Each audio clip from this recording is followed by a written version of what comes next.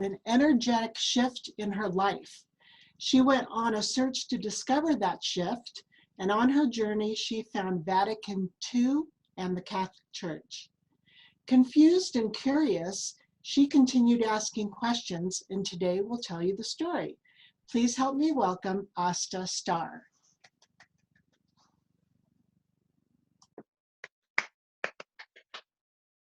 Thank you, Madam Toastmaster, fellow Toastmasters, and most welcome guest. Imagine a dry, dusty road. You're walking on your journey towards the nearest town. It's quite a ways away, and the heat has you tired, exhausted, and lonely on the way. As you walk, you feel the heaviness of life. And then all of a sudden, out of the blue, a gentleman comes to walk with you. As he's walking with you, you feel lighter. You feel freer. You feel more energy. What is that, you wonder? Where did that come from, that energy? How did it become so that that energy came for you? So here you are, just wondering. And then as you continue on your walk, the gentleman says to you, I came so that you could have more life and have it more abundantly. What does that mean, you think? How does that go? Well, 2,000 years ago, or over 2,000 years ago, this gentleman walked, and he made an impression on the world that can't be described even today. It's a mystery where he came from, who he was, and how he was. But the truth is that he made a difference. And when he died, a horrible death, he left a light on for us to see, a light for us to actually go and find if we want. The beginning parts of the church were completely different than what the church became. Those few people that he touched, he said, go, make disciples of the world. And they went out in twos and just were. They were life, they were love, they were forgiveness, they were energy, they were compassion.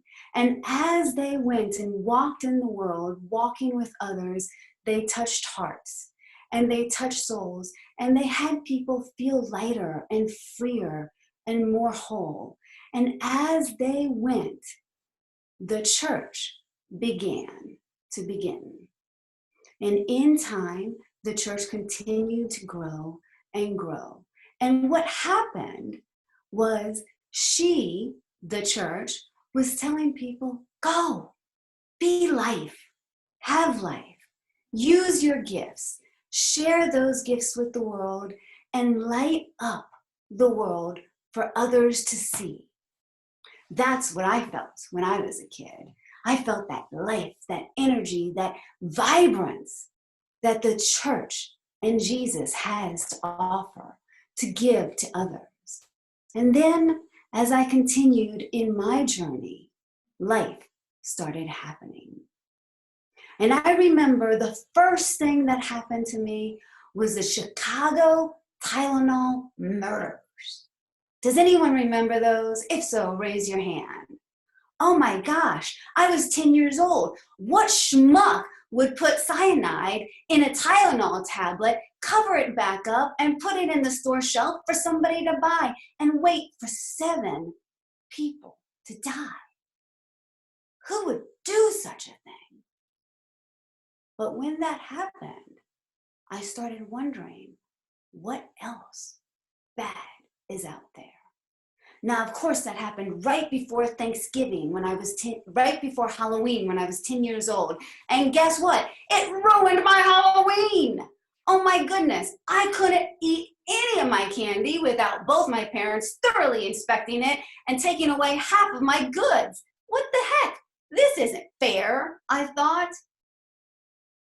Well, as life went on, I slowly realized that not everyone and not everything in life was the goodness that I felt when I was younger. And as I continued to walk in my journey, like most of us have probably done, I started getting hurt, getting wounded, feeling pain, just as the church probably did. She came together, brought together all these people, political differences, cultural differences, language differences. She came together in unity and in love, but all people wanted to do was fight and argue and fight and argue. And as that happened, she started becoming protective and defensive. Well, I know what that felt like. I was a teenager once. Oh my goodness. Nothing anybody could tell me would ever make me shift. And the more they tried to tell me something, the less I would listen to them. I got so belligerent when I was a teenager, so mean as a teenager. Oh my gosh, I am so glad I have survived those years, and for my poor mom too.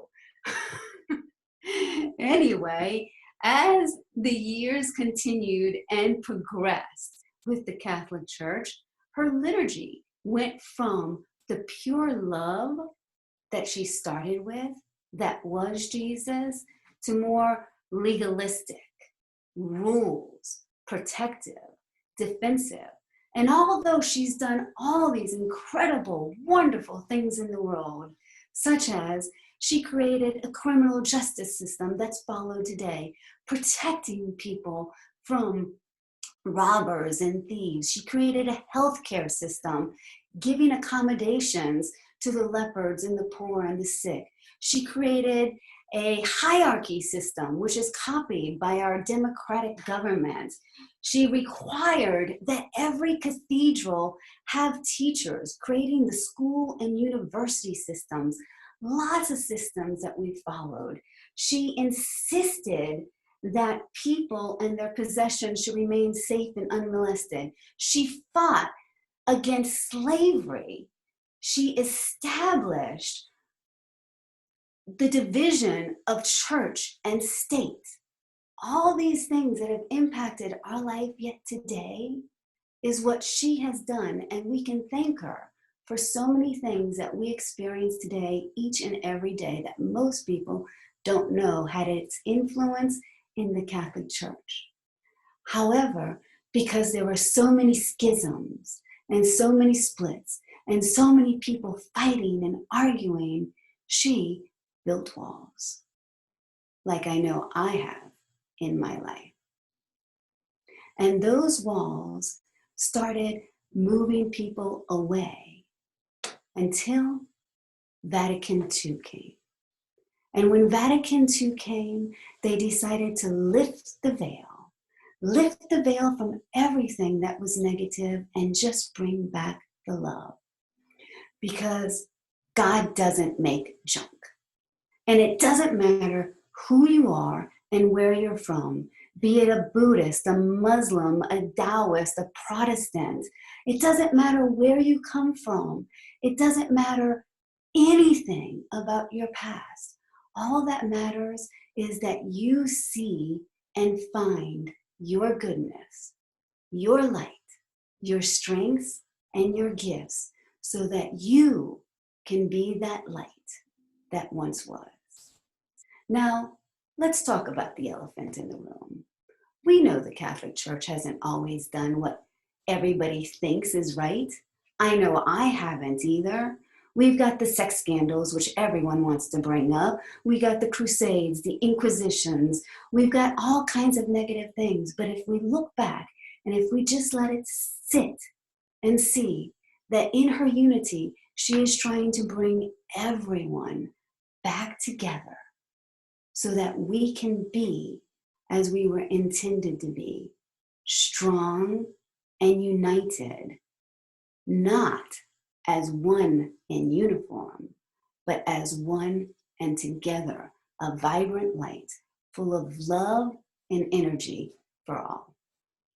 Madam Toastmaster.